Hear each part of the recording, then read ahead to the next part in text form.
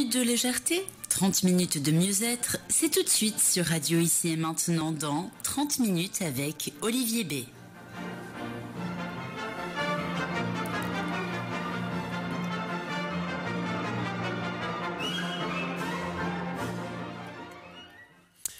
Eh bien bonjour à toutes, bonjour à tous, on est à l'antenne et aujourd'hui c'est je rigole tout seul de ma petite blague, j'aime bien faire les blagues, j'aime la bonne humeur, j'aime la légèreté. Donc 30 minutes avec Olivier Bay, c'est le rendez-vous hebdomadaire sur la radio Ici et Maintenant. Pourquoi je rigole? Pour ceux qui sont chez eux dans la voiture ou qui écoutent sur radio ici maintenant.com, ceux-là ont l'image puisqu'il y a une webcam devant moi. Est-ce qu'on pense enregistrer? Oui, on enregistre. Donc on enregistre en webcam ici. Et simultanément, juste devant moi, je baisse le regard, j'ai un live Facebook sur la page La vie, c'est important.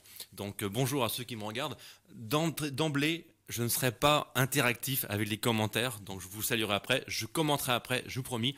C'est promis. Et je suis donc sur Radio Ici et Maintenant pour ce rendez-vous, toutes les semaines, pour parler, pour partager mon point de vue, pour vous donner mon sentiment sur une notion, sur une situation. Et aujourd'hui, avant de faire cette émission, ce matin, je me lève et de quoi je vais parler à 17h? C'est la question du mardi matin. Et puis, j'ai dû voir les infos ou entendre la radio, je ne sais plus comment l'idée m'est venue. Et il y a un thème qui est assez récurrent, dont on parle beaucoup, on en parlait beaucoup avant le confinement. Je pense qu'on en parlera encore plus dans le monde d'après qui a commencé. Petite parenthèse, je dis souvent que le monde d'après, il n'est pas après. Le monde d'après, il est aujourd'hui. On en a beaucoup parlé pendant ces 2 mois particuliers.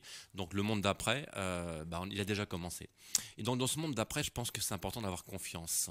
Donc je vous propose d'interagir et de parler entre nous. Vous pouvez interagir au 08 92 23 95 20, 08 92 23 95 20, sur ce thème de la confiance.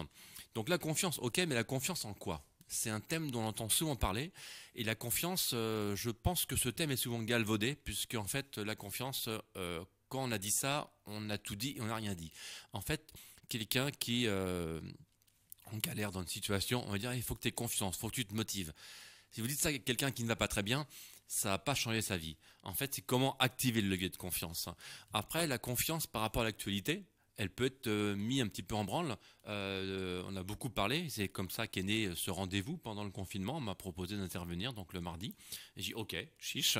Un jour j'étais l'invité et donc Didier, le patron de la radio, a pris l'antenne. Il dit Olivier, on se retrouve la semaine prochaine si tu veux. Et donc ça a commencé comme ça. Donc peut-être qu'il a fallu que je me fasse confiance. Je vais revenir dans mes propos par rapport à la confiance. Et donc la confiance par rapport à l'actualité. Donc l'actualité c'est quoi? C'est ce que vous disent les médias, ce que disent les journaux, les radios, ce qu'on entend à la télé. C'est donc des rapports sur des informations, sur des choses qui se sont passées.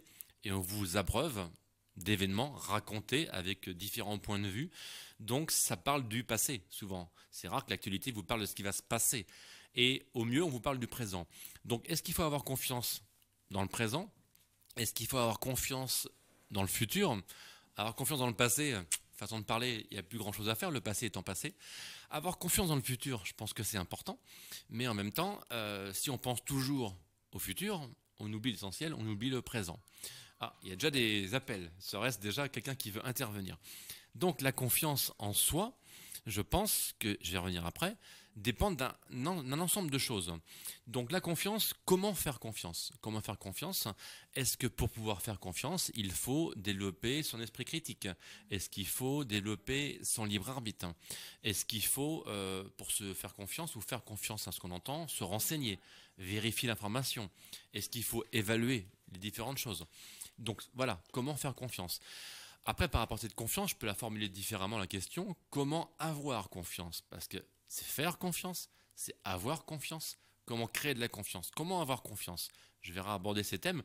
Et je vous le répète, si vous voulez interagir, n'hésitez pas à appeler Morgane, juste à côté, qui va vous passer et on pourra discuter comme ça en la radio.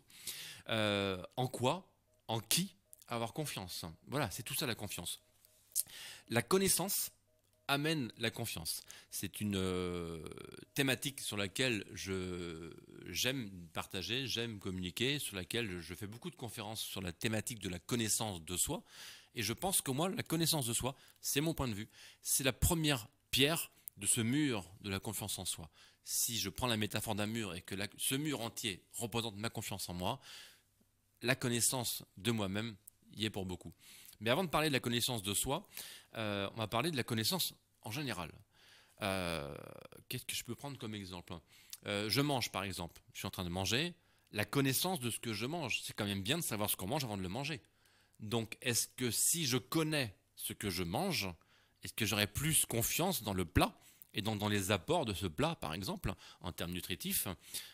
Si vous ne connaissez pas la personne qui vous fait à manger et que l'assiette vous paraît bizarre, visuellement, au niveau de l'odeur, au niveau des différents sens, est-ce que là, votre confiance n'est pas mise en jeu sur cette thématique de l'exemple de l'alimentation? Quel autre exemple je pourrais vous prendre avant de rentrer sur la notion précise de la confiance en soi et de la connaissance de soi, qui, je vous le rappelle, de mon point de vue, sont très très liés. J'aime bien souvent les métaphores automobiles. J'aime l'idée souvent que quand vous êtes au volant d'une voiture, souvent on se prend la tête par rapport à des voyants qui s'allument, etc. C'est une allusion que je fais souvent. Une voiture ne reste qu'une voiture. Vous êtes avant tout au volant d'un super véhicule qui est vous-même. Le véhicule corporel est le véhicule le plus perfectionné qui existe. Et je ne sais pas si un jour une voiture sera aussi perfectionnée que le corps humain. Donc n'oubliez pas que c'est d'abord vous que vous conduisez. Et quand on conduit, c'est bien de savoir où on va. Donc si je suis au volant, je suis en confiance au volant si je connais l'état de mon véhicule, par exemple. Si je prends le véhicule de quelqu'un que je ne connais pas ou que j'emprunte ou un véhicule de location, est-ce que j'ai la même confiance dans la situation en prenant le volant d'un véhicule que je ne connais pas? Alors que si c'est le mien, j'estime que je l'ai fait réparer, qu'il est en état, qu'il a été vérifié. Et là, je vais aborder la route différemment. Et si je prends cette métaphore d'aborder la route, lorsqu'on prend le volant d'une voiture, c'est qu'on va quelque part. C'est rare de monter dans une voiture et de dire tiens, je vais nulle part. Et le quelque part, il n'est pas encore assez précis. Vous savez où vous allez quand vous montez dans une voiture. Vous n'allez pas dire tiens, je vais conduire et je vais voir où je vais. On verra bien. Salut tous ceux qui nous rejoignent sur la page La Vie c'est important. Un double live aujourd'hui à la fois sur Facebook et donc en direct sur radio ici et maintenant.com. Donc avoir confiance dans le véhicule qui vous transporte. Et du coup la transition est toute faite. On parle du véhicule automobile, le véhicule qui me transporte moi, mon être tout entier. Comment je peux avoir confiance en lui? Comment je peux avoir confiance en moi? Avant de rentrer dans le vif du sujet, devant vous, imaginez, que vous ayez l'image ou pas en live, imaginez devant vous 4 personnes. Je prends souvent cet exemple-là pour ceux qui m'ont déjà entendu le donner. 3 personnes que vous ne connaissez pas du tout, que vous n'avez jamais vues. Et la 4e personne, c'est votre meilleur ami. Vraiment, personne de... Ils l'ont dit, elle a soufflé Morgane, de confiance. Voilà. Et donc la question, j'ai presque répondu avant de vous la poser. Ces 4 personnes sont là et je vais vous dire à qui faites-vous confiance? Le réflexe, ça va être de penser à son meilleur ami. Parce qu'effectivement, pourquoi? Parce que vous le connaissez. Donc on a tendance à ne pas faire confiance aux gens qu'on ne connaît pas. Aux petits garçons, aux petites filles, on leur dit n'accepte pas des bonbons d'un inconnu, ne va pas à n'importe qui, n'accepte pas l'invitation de quelqu'un que tu ne connais pas. Ce qui voudrait dire que les parents donnent comme information, comme conseil à leurs enfants, ne va pas avec quelqu'un que tu ne connais pas. Sous-entendu, si tu ne connais pas, tu ne peux pas lui faire confiance. Je ne suis pas en train de dire qu'on fait forcément confiance à ceux qu'on connaît, malheureusement. Ça, c'est autre chose. Donc, naturellement, on va faire confiance à des gens qu'on connaît. Dans mon exemple, dans mon histoire des 4 personnes, les 3 qui sont devant moi, je ne les connais pas du tout. Donc, naturellement et par réflexe, je vais plus faire confiance à mon super ou ma super amie. Maintenant, j'ai peut-être envie de faire confiance à des gens que je ne connais pas, que j'ai envie de connaître. Vous allez dans n'importe quelle situation, de boulot, une soirée, on fait des rencontres. Et des gens qui inspirent confiance, tout de suite. Des gens dans leur posture, dans leur gestuelle, dans leur regard. Rappelez-vous, la semaine dernière, on avait parlé du regard. Et je m'étais amusé à mettre un masque. Et j'avais dit, effectivement, cette période particulière où on vit avec un masque, il nous reste quoi pour communiquer? Il nous reste les yeux. On avait parlé du regard en radio, c'était déjà original. Et je ne pensais pas qu'on allait parler aujourd'hui, en plus, de se voir pendant que je vous parle. Donc, à qui je peux faire confiance? Effectivement, je vais faire confiance à des gens que j'ai appris à connaître, que ce soit furtivement dans une soirée, ou soit sur une période plus longue, dans le boulot, dans le cadre familial, dans le cadre amical. Ce qui veut dire que la confiance que je vais accorder va, à un moment ou à un autre, correspondre à mon niveau de connaissance par rapport à quelque chose. Si je reprends l'exemple de ma voiture, J'ai confiance en ma voiture par rapport au niveau de connaissance que j'ai de son état. J'ai confiance dans ce que je vais manger, dans le niveau de connaissance que j'ai de la préparation. Alors après, on peut aussi s'amuser à découvrir un plat qu'on ne connaît pas. Pourquoi? Parce que je fais confiance au cuisinier, je fais confiance à ma compagne qui a préparé ce plat, et je goûte. On dit souvent aux enfants, bah, goûte, avant de dire que t'aimes pas. Ah mais j'aime pas ça. Bah, goûte d'abord. Et quand ils goûtent, bah, le fait de goûter, c'est quelque part prendre connaissance du mets, de l'aliment, de l'ingrédient. Ah, j'aime ou j'aime pas. Mais effectivement, il a goûté avant. Donc dans le rapport humain, goûter à la connaissance de l'autre, bah, c'est s'autoriser à discuter, c'est s'autoriser à échanger, et c'est s'autoriser à apprendre de l'autre. Et donc apprendre renvoie pour moi à la connaissance. Pour ceux qui me connaissent, vous savez que j'aime les jeux de mots. Et par rapport à cette thématique de la connaissance, je dis souvent que toute connaissance est co-naissance, en 2 mots. C'est ce que j'appelle l'effet miroir. Il n'y a pas de miroir sans reflet, il n'y a pas de reflet sans miroir. Et quelle image on va renvoyer? Dans la relation, dans la communication, qu'on soit 2 ou plusieurs, à partir de 2, il y a forcément des images qui s'échangent et des reflets. Et donc quelle image j'envoie? Quelle image je vois de l'autre? Et tout ça, ça va concourir à notre évolution sur l'échelle de la connaissance de l'un et de l'autre. Et je peux apprendre autant sur moi en écoutant l'autre et du coup l'image qu'il me renvoie, que d'apprendre sur l'autre. Et quand j'apprends sur l'autre, indirectement, j'apprends aussi sur moi. Je vais prendre un exemple pour illustrer ça. Ah, batterie faible, je parle à Morgane, parce que je suis... Voilà. Je disais donc, oui, comment j'apprends sur moi en écoutant l'autre. Un exemple. Je suis dans une discussion et l'interlocuteur, la personne avec qui je parle, donne un avis, prend position, et je ne partage pas du tout le sentiment. Donc du coup, le point de vue. Et ça me dérange. Et ça, c'est un bon indicateur. Quand quelque chose vous dérange sur, comment dire, sur un partage d'idées, dans une communication, quand ça vous... Ah, et la webcam, pour ceux qui nous regardent sur ici et maintenant.com, la webcam est tombée. Je suis revenu. Voilà. Là, ça n'a pas bougé, mais là-bas, ça a bougé. C'est une double caméra aujourd'hui. Quel exercice.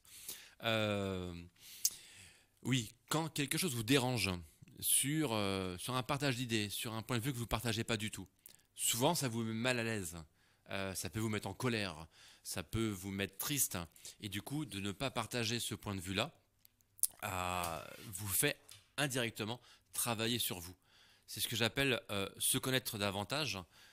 Oh, on a changé la batterie. Se connaître davantage, pardon, en écoutant l'autre. On est vraiment direct. Vous avez vu, là, il y a des bruitages. On remercie Morgane. Là, c'était quoi le bruitage? C'était quelque chose qui était... Voilà, elle a fait une cascade incroyable. Vous avez vu, c'est la radio, elle est incroyable. Aujourd'hui, il y a du son pour ceux qui ont que le son, et pour ceux qui ont l'image, ici ou là, je dis qu'est-ce qui se passe? C'est une émission incroyable. Je regarde le timing, on est pas mal. Donc, je disais donc qu'en échangeant avec l'autre, quand je ne suis pas d'accord avec l'opinion d'une autre personne, c'est une façon indirecte d'apprendre sur moi et de me connaître davantage. Et en fait, j'ai oublié le titre et promis, je vous le dis la semaine prochaine. La part d'ombre du chercheur de lumière, enfin c'est un truc comme ça. Peut-être que Morgane va chercher. La part d'ombre du chercheur de lumière, c'est pas vraiment ça. Mais bref, je cherche tout ça pour dire qu'en fait, dans l'effet miroir, c'est que tout ce qui va vous déranger chez l'autre, c'est un point à travailler chez soi. Je ne dis pas qu'il faut être d'accord avec tout. Elle est très rapide et extraordinaire. Hop. La part d'ombre du chercheur de lumière. Extraordinaire. Je vous conseille ce livre, La part d'ombre du chercheur de lumière. Là, je n'ai pas mes lunettes et je ne vois pas l'auteur du livre. C'est une femme, on va le savoir dans quelques instants. Debbie Ford. D-E-B-I-E, Ford comme les voitures, on vient d'en parler. La part d'ombre du chercheur de lumière. Ça illustre complètement ce que je vous explique. C'est qu'en fait, ce que je ne vais pas aimer chez l'autre, dans son point de vue, dans son opinion, dans sa façon de voir les choses, dans une idée qu'il va amener, eh bien, c'est une occasion de travailler ça chez moi. C'est qu'en fait, tiens, a posteriori, on peut en rentrant chez soi le soir, tiens, ce matin, avec le collègue, on ne s'est pas entendu sur ce sujet-là. Et corporellement, j'étais pas bien. J'étais un petit peu en colère, j'avais envie de réagir, etc. Et ça me fait travailler sur ma propre connaissance de moi-même. Et donc, le thème du jour, puisque c'est la confiance en soi, vous allez dire, mais où il veut en venir? Bah, plus je me connais et plus j'estime que c'est facile d'avoir confiance en moi. Les petits exercices qu'on peut faire, assez simples, prenez une feuille, un crayon, et sans réfléchir ce qui vous vient à la tête, sans trop intellectualiser, notez par rapport à l'image que vous avez de vous-même, notez ce que vous estimez avoir comme qualité. Mais notez également, en toute franchise, ce que vous pensez avoir comme défaut. Notez les choses pour lesquelles vous êtes très très fier, une sorte de victoire, ce que vous avez réalisé dans la vie. Ça peut être une rencontre, ça peut être un diplôme, ça peut être un exploit sportif, ça peut être quelque chose d'anodin, mais qui pour vous a compté. Votre petite victoire, il n'y a pas de petite et de grande victoire. Notez vos réussites, peu importe le terme qui vous parle le plus, et tout ça. Et cette liste-là, revenez-y régulièrement, vous la complétez.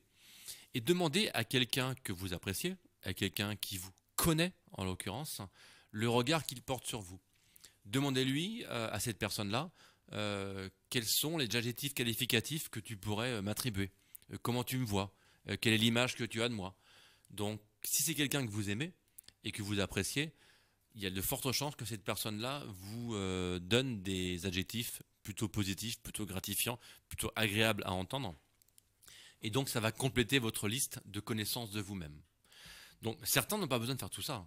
Certains se connaissent très très bien et n'ont besoin de personne pour se connaître. Pas de miroir, puisque l'autre joue le rôle du miroir. Mais beaucoup d'entre nous, et moi je fais partie de cela, j'aime échanger, j'aime que ce soit interactif et j'aime recueillir des informations toujours dans l'optique de s'améliorer. Si je prends un exemple dans le monde du sport, prenez n'importe quel sportif au plus haut niveau, le numéro 1 mondial de n'importe quel sport, une fois qu'il est numéro 1 mondial, je dirais que ça fait que commencer ou ça continue à l'amélioration, c'est du quotidien. C'est pas parce qu'il est arrivé numéro 1 mondial que ça y est, il a atteint un niveau, maintenant il se repose. Non, au contraire, il va sans arrêt avoir des feedbacks, des retours qui peuvent blesser, mais appuyer là où ça fait mal pour que ce soit constructif et pour se connaître davantage. Et que sur le match suivant, la rencontre sportive suivante, il va réguler, il va évoluer, il va changer et plus il va se connaître, plus il va récolter des informations sur qui il est, sur ce qu'il fait bien, moins bien, et plus il va, en les mettant en œuvre différemment, développer et booster sa confiance en soi. En fait, on apprend dans l'insécurité. Souvent, on parle, on parle de la zone de confort. Ça, c'est un mot très à la mode. Allez, il faut sortir de ta zone de confort. C'est ça. Et moi, j'aime les défis, j'aime les challenges. Et tiens, on va mettre 2 caméras aujourd'hui, ça va être drôle. Donc là, pour le coup, je sors de ma zone de confort. Mais ça m'amuse. Donc quand ça m'amuse quelque part, je suis encore dans ma zone de confort que j'agrandis. Pour revenir à ça, sur connaissance, confiance et zone de confort, on n'apprend pas dans la sécurité. En fait, on n'apprend pas quand on ne se met pas en danger. On n'apprend pas quand c'est facile. Quelle image me vient à l'esprit pour ceux qui savent faire du vélo, beaucoup d'entre nous, on a appris pour la plupart avec 2 petits trous. Et pour d'autres, papa, maman en tenue ou des amis, mais la plupart, c'est avec les 2 petits trous. Il y a un jour, il a fallu enlever les 2 petits trous, donc avoir confiance pour les enlever, et donc avoir un niveau de connaissance sur ce que je suis capable ou pas de faire. Peut-être c'est l'adulte qui a choisi peut-être pour nous. Tiens, là, je pense qu'il est le temps d'enlever les petits trous. Mais par rapport au fait de ne pas progresser dans la zone de sécurité, si je garde les petits trous toute ma vie, je sais faire du vélo. Mais quelque part, mon niveau d'expertise dans le vélo, il n'est pas très très élevé. Du moment où j'enlève les roues, je me mets en danger. Je me mets en insécurité. Et en me mettant en insécurité, je vais monter d'un palier d'apprentissage. Et alors je vais régresser au début, voire stagner, puis m'améliorer ensuite. Mais la confiance et la connaissance, pour le coup, dans cet exemple-là, vont de pair.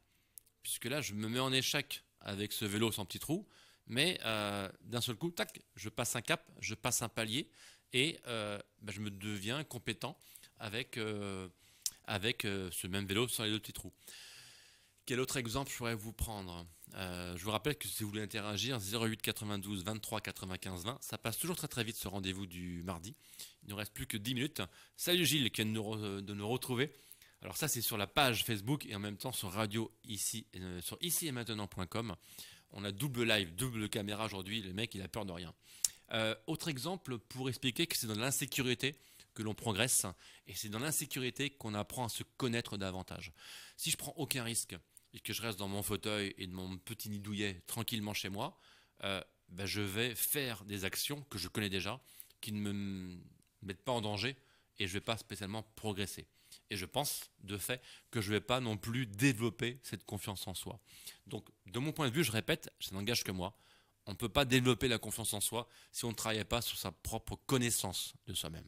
Et plus on va se mettre en danger, plus on va se mettre en insécurité, et plus on va booster les deux simultanément, à la fois la connaissance de soi et à la fois la confiance en soi. Quel exemple je pourrais prendre? Écoutez, là, je suis dans la radio ici et maintenant. Il y a 15 jours, je crois que c'était la première émission ici. Pour la petite histoire, dont j'avais commencé pendant le confinement, dans mon lieu confiné, devant un Skype, sans image, et donc j'ai pris mes habitudes. C'était ma zone de confort. Oh, c'est cool la radio, je passais d'invité à pseudo-animateur, et sympa l'expérience. Quand j'ai fait ma première émission ici, Morgane, qui est à mes côtés, me dit il y a une webcam. Donc là, je monte du doigt, c'est pas poli, juste ici. Et elle dit voilà, que tu le saches. Elle me le dit, mais j'ai fait abstraction. Parce que moi, dans mon esprit, ok, j'étais là, j'avais le micro, ça changeait, j'avais un environnement avec plein de lieux, de pistes de distraction. Et j'ai fait tellement abstraction de la caméra que du coup, j'étais pas du tout dans une posture respectueuse quelque part de ceux qui regardaient la caméra, puisque j'étais tête baissée comme ça. Et pour moi, j'étais en radio. J'étais pas du tout en télé, entre guillemets. Donc, j'ai appris. L'émission suivante, on a évolué et du coup, on a interagi et j'ai insisté pour m'adresser le plus possible aux personnes qui étaient là. Et aujourd'hui, je suis un fou puisque je mets 2 caméras simultanément, une ici, salut, et une ici. Voilà. Tout ça pour dire que là, j'ai agrandi ma zone d'inconfort. Je dis tiens, puisque moi j'aime les challenges, j'aime les défis, on va s'amuser à mettre 2 caméras aujourd'hui. J'ai eu l'idée quand je suis arrivé à moins le quart. Donc pourquoi pas. Et voilà, j'aime innover, j'aime les défis, j'aime quand c'est pas confortable parce que c'est une façon de me challenger. Donc ça n'engage que moi. Quand je me challenge, j'apprends sur moi. Et quand j'apprends sur moi, je me mets un peu plus en confiance. Attention, on a un auditeur. Et c'est Manu. C'est Manu. Eh bien bonjour Manu. Je t'écoute, puisqu'on m'a dit que sur Radio Ici et Maintenant, on doit tutoyer. C'est ça. Donc je te tutoie Manu et je t'écoute. Je vais te vous voyer parce que j'ai du respect. Ah, d'accord. Et quand on se tutoie, il y a un manque de respect. Bah je commenterai ça après, parce que c'est 2 choses différentes. Le respect, je pourrais en parler des heures, parce que c'est un thème que j'adore, mais je vous vois, donc bienvenue Manu. Oui, je te remercie. Et tu dis des très bonnes informations et de paroles. Mais juste pour te répondre. Alors, les choses que tu dis, c'est très intéressant. C'est bien pour les auditrices et les auditeurs. Mais dis-toi que dans la vie terrestre que chaque homme et chaque femme vit, on a des expériences qu'on ne souhaitait pas par rapport aux connaissances ancestrales et traditionnelles qu'on nous a inculquées, et que notre éducation a été erronée depuis le départ. L'histoire est une arnaque. Toutes les outils qu'on nous a inculqués viennent de nos ancêtres, et normalement elles sont gratuites parce que c'est l'évolution, c'est comme ça. Et on ne devrait pas payer pour ce que notre technologie actuelle nous fournit. Alors, je comprends que l'évolution, technologique, on doit la payer parce qu'on doit faire un effort par rapport à notre évolution, mais ce qu'on a acquis par rapport à nos ancêtres, c'est des acquis qu'on ne devrait pas payer. Je vais reformuler un peu mes paroles. Juste, je ne veux pas vous couper, donc je laisse reformuler et puis après je laisse réagir, ce qui fera que je conclue l'émission déjà. Mais je vous écoute. Oui, tout à fait, il n'y a pas de problème. Donc, moi, juste pour te répondre un petit peu à tes questions, il y a, l'histoire est une arnaque, mais c'est à nous justement de réajuster un petit peu notre présent. Alors, je confirme, et je dis bien je confirme, que notre passé est notre passé, c'est les acquis de nos ancêtres. L'avenir, personne n'est divin ni devin, je le répète, personne n'est devin ni divin. L'avenir, personne ne la connaît.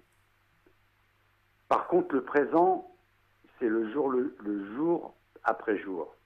C'est ce qui permet de nous évoluer. Ça répond à tes réponses que tu as fournies. Merci beaucoup Manu pour cette intervention. Juste avant de répondre à ma façon à la réaction et l'intervention de Manu, on avait commencé non, il ne faut pas se tutoyer, il ne faut pas se voyer, et Manu m'a tutoyé 2 fois pendant son intervention, comme quoi le tutoiement n'a pas manqué de respect, et j'ai autant aimé son vouvoiement que son tutoiement. Et j'étais 20 ans prof dans une autre vie, dans la secte de l'éducation nationale. Alors je dis secte à la fois pour provoquer, pour faire rire et pour déranger, car j'aime bien titiller. Et effectivement, c'était un petit peu une secte l'éducation nationale, mais c'est pas le terme et le sujet du jour. Donc j'ai beaucoup aimé l'intervention de Manu. Donc effectivement, nos ancêtres nous transmettent par définition et par leur rôle d'aîné beaucoup de choses.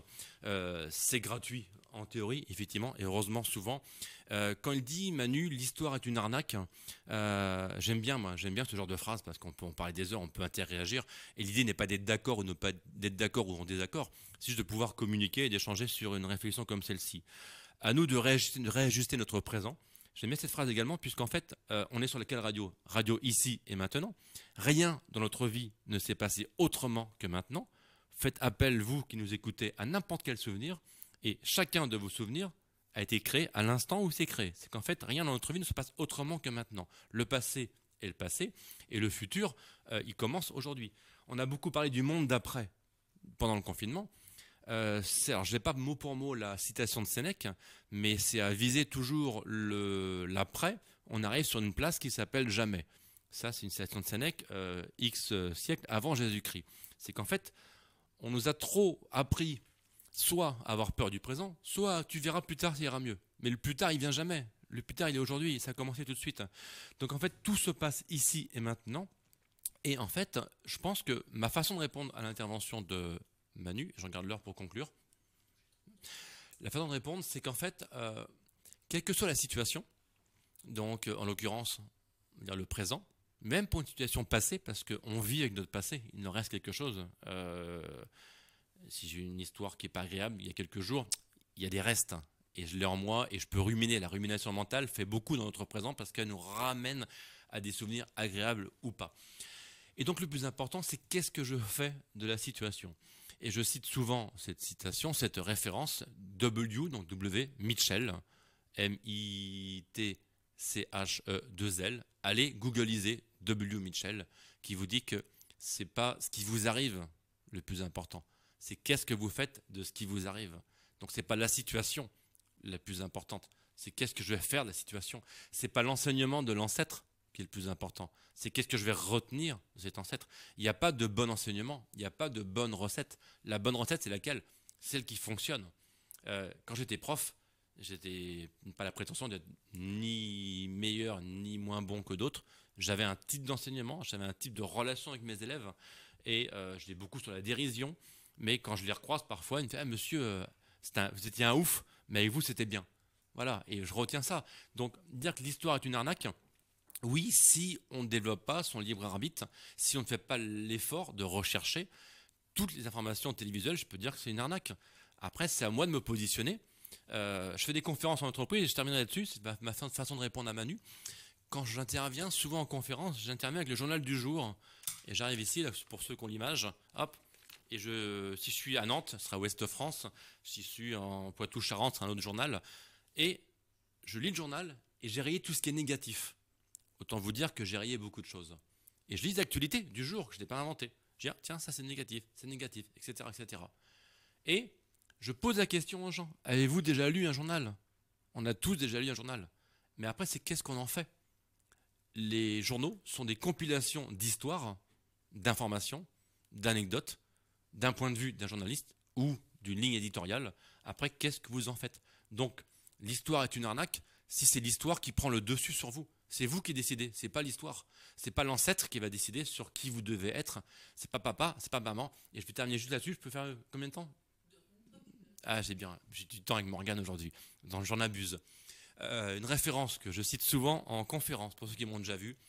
Parfois, je demande qui est venu à quatre pattes aujourd'hui ? Qui est venu à quatre pattes voir la conférence ? Donc, apparemment, personne.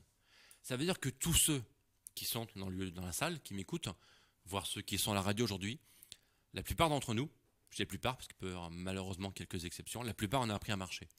On a appris à marcher entouré de gens bienveillants qui nous ont boostés. On a parlé de confiance aujourd'hui, qui ont eu confiance en nous et qui nous ont appris à sortir de la zone de confort, nous ont appris à être dans l'insécurité, à tomber 2000 fois, à se relever pour recommencer, se relever et un jour, hop, il marche. Ces mêmes personnes, donc nos ancêtres, on peut dire ça comme ça, qui nous ont encouragés, qui nous ont félicités, c'est bien, tu marches. Ces mêmes ancêtres, quelques années plus tard, pour une relation, pour un métier, pour des études, on dit non, fais pas ça, c'est pas pour toi. Ils ont voulu choisir à votre place. Là, c'est une arnaque. C'est une arnaque si les autres choisissent à votre place. Donc l'histoire devient une arnaque, effectivement, Manu, si les grands, les adultes, votre environnement, votre entourage choisit à votre place. Imaginez une seconde qui vous ait dit « Non, Morgane, reste à quatre pattes, c'est bien, c'est pas pour toi marcher, tu verras, c'est mieux. » J'ai croisé personne à quatre pattes dans la rue tout à l'heure, je vais les voir en sortant, en vérifiant, mais peut-être des enfants, mais ils vont apprendre à marcher.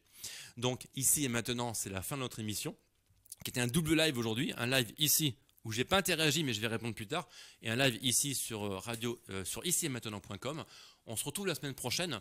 Le slogan qui était né pendant le confinement et qui dure maintenant, que je diffuse le plus largement possible, prenez soin de vous pour pouvoir prendre soin des autres.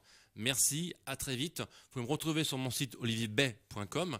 Le double live, c'était à la fois ici et sur la page La vie, c'est important, comme important de vêtements. On en reparlera la semaine prochaine. Et puis, la semaine prochaine, on parlait des sectes. D'accord? Oula, attention, gros sujet. Je vous remercie. Prenez soin de vous pour pouvoir prendre soin des autres. Ciao ici, ciao là et ciao Morgane. Quelques adresses et informations pour retrouver Olivier B. Son site internet www.olivierb.com.